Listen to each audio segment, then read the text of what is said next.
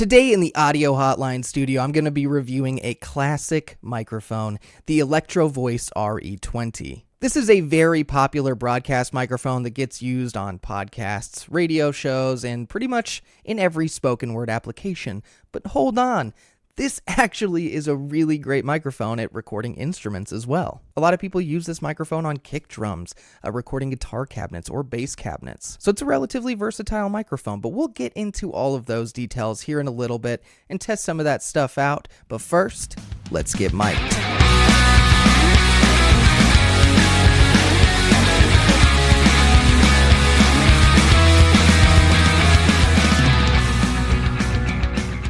Welcome all audio nerds to the Audio Hotline, and as I said before, we got the RE20. If you're new into the audio world and you've actually never heard of this microphone, the chances are if you listen to podcasts or radio shows or music, you've heard it. This is crazy to me, but Electro-Voice actually came out with the RE20 mic model back in 1968. So this microphone's like at least 5 years old, at least. It's actually like 52 years old. Obviously, this microphone isn't 52 years old. This is a new one. But it just blows my mind that after 52 years, this microphone is still getting used every single day. It's funny though, I actually used to not like this microphone. Yeah, you heard that right. I wasn't a fan of the RE20. But listen for a second. I had an RE20 about 5 years ago, and I could just never get it to sound right, so I actually ended up selling it. But recently I decided to pick up another one and give it another try. I'm starting to think one of two things happened with that old RE20 that I had. I'm thinking either internally it had an issue because it just sounded off, like something was wrong with the microphone, or I just really didn't know what the hell I was doing. Either is definitely possible. I actually bought the RE20 back then, so it could be my spoken word microphone. But back then, I was more versed in like music and mixing and processing music, more so than like podcasts or spoken word applications. So it's possible that I just didn't know how to process the audio well. But I will say when I got this new one, it just sounded so much better, just substantially better. So it could have been an issue with the microphone or could have just been user error. I'm not 100% sure. Regardless of how I used to feel about the RE20 though, I decided to pick up another one so I could review it on here. And I already kind of gave away a little bit of my feelings about this microphone, but I will just say I'm glad I gave it a second chance. But enough babbling from me. Let's go ahead and get into the meat and peanut butter of this episode. First thing I should let you know how I'm recording this microphone. I'm using a Mogami cable into the Motu M2, which is going into my MacBook Pro and Logic Pro X, and I have the gain set at about 65%. Motu M2, with the gain being at about 65 to 70%. I just want to disclaim that broadcast microphones like this or the SM7B, they kind of tend to be a little bit more gain hungry than other microphones. So here in a little bit, I am going to test it with a mic activator, either the SE Dynamite or Cloud Lifter, just to see how much that helps and if it's necessary. You can find this microphone on B&H or Amazon and most places for about $450. When you purchase the Electro-Voice RE20, you will get a microphone mount, also known as a rigid mount. With the RE20, it will also come with a nice plastic storage case that includes molded foam on the inside to protect your microphone. And obviously, you will get the microphone itself, the Electro-Voice RE20. A lot of other places like B&H or Amazon will have another package that's usually called the Broadcaster package, and it comes with a much more substantial shock mount, and it will usually include a boom arm of some sort as well as an XLR cable, and this can usually run about $100 to $120 more. Now when it comes to picking the microphone package that works for you best, one disclaimer I do want to say real quick is that right now I'm actually using just like a universal shock mount that you can get on Amazon for really cheap. Luckily, the RE20 actually fits really well in just like a universal condenser shock mount. If you're going to go with the $450 microphone package with the rigid mount, I would recommend picking up one of these for about $12 to $15. It can definitely help if you bump the microphone stand to have a little bit of shock resistance. I don't really have an issue with any of the products that come with this, and the microphone itself, I think that this could just be thrown off a building and still work. It's impressively built. But now that we've gone through some of the basics, let's go ahead and nerd out and talk about some specs. The The Electro-Voice RE20 is a dynamic cardioid large diaphragm microphone. It has a frequency response of 45 Hz to 18 kHz, an impedance of 150 ohms balanced. This also includes a variable D technology that is meant to minimize the proximity effect. This is in fact a true cardioid microphone that does not include any coloration at 180 degrees off axis. And this microphone does include a bass roll-off switch. I will briefly put the frequency response up on the screen so you can check it out, but I will say that this isn't an insanely flat microphone. There are definitely some dips and boosts to get a very specific sound.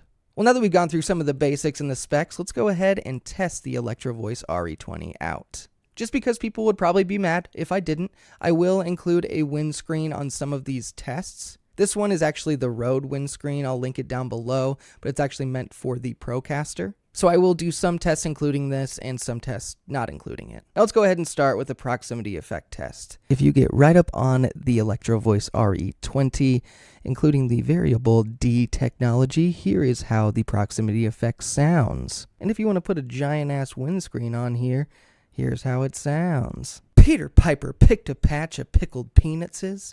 Peter Piper picked a patch of pickled peanutses. Peter Piper.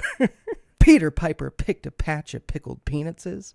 Peter Piper picked a patch of pickled peanutses. Now let's go ahead and test the polar pattern with some white noise.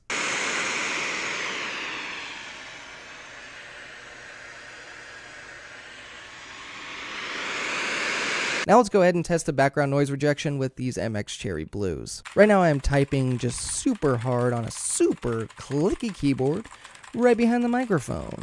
And here is how that sounds and how it rejects this clicky clackiness.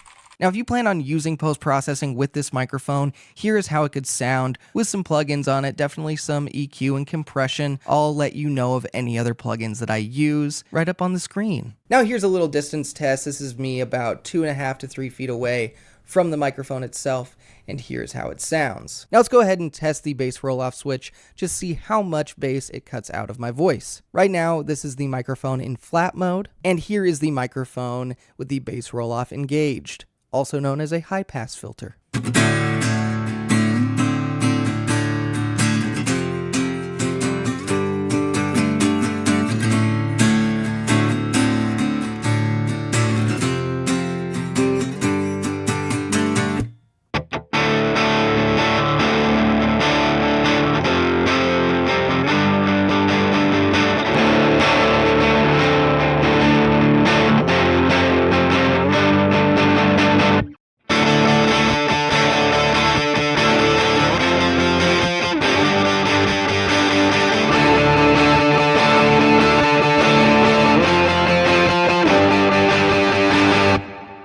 Now, one other thing I do want to do real quick is do a mic activator test just to see how much a mic activator can help the RE20. Right now, as I said before, I'm about at 65 to 70% on the M2. So now let's go ahead and test the activator, see how it sounds. So now I actually have the gain set at about 30%.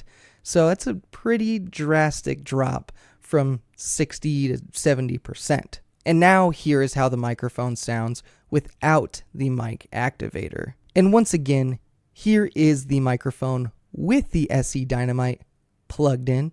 And yes, I am taking dramatic pauses for a reason. It's so you can hear the noise floor level. Once again, here is how the microphone sounds without a mic activator. With this mic activator test, I will say that if you are going to spend $450 on a microphone like this, and you plan to use it a lot, and especially for spoken word, I will say that the $100 SE Dynamite is worth it. Even though it's not bad to begin with, I just love the idea that you can get that noise level down as far as possible by using one of these. I think it's a fantastic investment. Well, now that we've gone through the basics, the specs, and we tested the RE20 out, now let's go ahead and get to my review, my opinion of the Electro-Voice RE20. So recently I've actually been using this microphone quite a bit for personal use, and through using it, my old opinion changed a lot. I think this is a very solid microphone to have in your microphone locker, whether you are recording instruments or doing spoken word. But one of the things that actually kind of like verified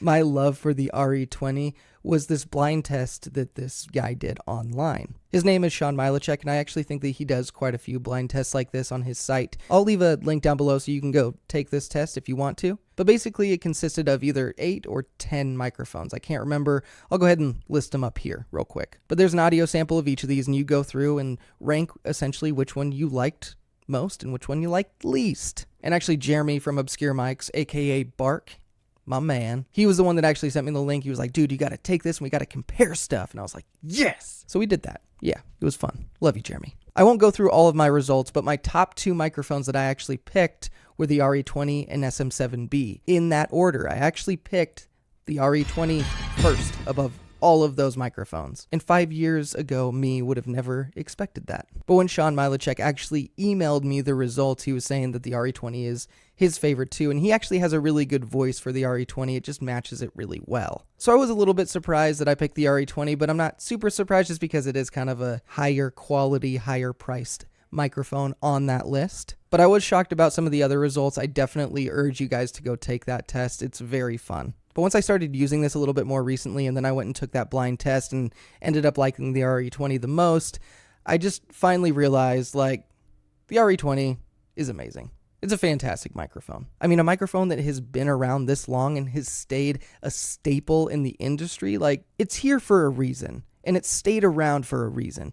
It's a very good microphone. But to get specific, the variable D technology is absolutely fantastic. And I actually really like the up-close sound of this microphone. It sounds very solid. The build of this is absolutely fantastic. There really is minimal off-axis coloration at 180 degrees. One thing I do like is that the plosives aren't too bad. I think that, using a little bit of mic technique and maybe angling the mic a little bit is going to help you a lot. I'd probably recommend getting a little bit of a thinner windscreen if you want a little bit more plosive rejection. I really do like the bass roll-off or high-pass filter, however you want to say that. I do think that that's a very helpful thing to have. But overall, I just love the sound of this microphone. I just think it sounds so nice just right out the gate, even without post-processing on it. But the more I listen to this, the more I am kind of convinced that 5 years ago I kind of had a bad RE20, because I don't think 5 years ago I would have not realized how good this is. I mean, I've been doing music and stuff for over 16 years. I think 10 to 11 years into this, I would have been like, yeah, the RE20 is good if I would have gotten one that wasn't faulty. So I do think I did have a bad one, but it's still possible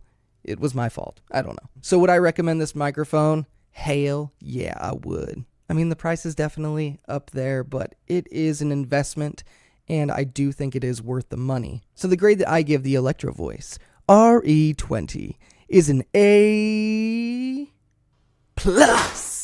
Even though this is $450, I think this thing is just amazing. Thank you all for watching this review of the Electro-Voice RE20. I hope that it helped you out, helped you decide whether you want to get one of these or not, but most of all, I hope you had fun. Stay tuned for a lot more reviews and videos and comparisons and just audio-related stuff in general. And a big thank you to all of you that are viewing this. You're awesome. And an even bigger thank you to you if you're viewing this and you've subscribed. You're double awesome, man. But thank you all for watching the Audio Hotline, and I'll see you audio nerds next time.